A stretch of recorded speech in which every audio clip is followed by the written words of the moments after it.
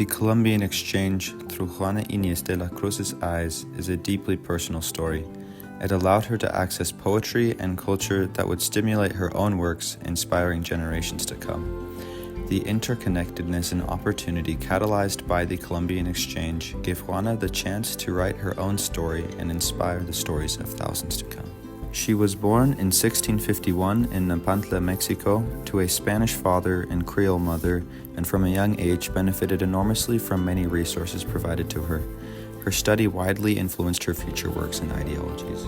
Evidences of the Colombian exchange are seen in Juana's poems and writings. She was influenced strongly by Greek and Latin writers as she studied these subjects as a child. She drew from Greek and Roman myths, Plato, Thomas Aquinas, Athanasius, Jerome, and St. Paul in her works. She referenced figures like Narcissus and Orpheus to draw parallels between them and the human condition. She also used classical philosophers like Aristotle to frame her exploration of the soul's journey for enlightenment. A famous quote she said was, "I don't study to know more, but to ignore less." Alongside Greek influences, Sor Juana was also inspired by the Spanish Golden Age. The Golden Age introduced Baroque-style writing and poetry to Spain that focused on complex syntax, references to myths, satire, romance, and emotional intensity, which reached New Spain because of the web created by the Colombian exchange. Sor Juana's well-known poem, Hombres Necios, a piece that focused on the double standards set by men, favored the emotional intensity and complicated syntax of Golden Age poet Luis de Góngora, who coined this style named Contrarismo. One of her most beloved pieces, Primero Sueño, used hallmarks of Golden Age poets, such as rich vocabulary and elaborate references to recount her soul's torturous quest for knowledge.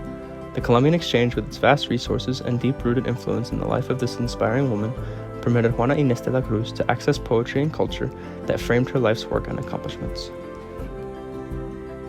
At a young age, Sor Juana Ines de la Cruz was tested by 40 scholars and was invited to the Viceroy's court as a lady-in-waiting, a European tradition brought over to the Americas during the Colombian exchange by Spanish royals. Because of her total disinclination to marriage and a wish to have no fixed occupation, which might curtail her freedom, Sor Juana chose to become a nun to escape cultural expectations and maintain her freedom to study. She initially joined the Covenant of the Barefoot Carmelites and then soon after moved to the more lenient convent of the Order of St. Germain. The Order of St. Germain was established in Spain and brought over its organization and resources to New Spain during the Colombian exchange period. Because of the effect that the Colombian exchange had on Sor Juana Ines de la Cruz, we have many profound writings and works that still have an impact on the world today. Many read her works as a way to inspire all humans to be kind and inclusive to all different types of people. She left a legacy that all people are equal and should be treated as such.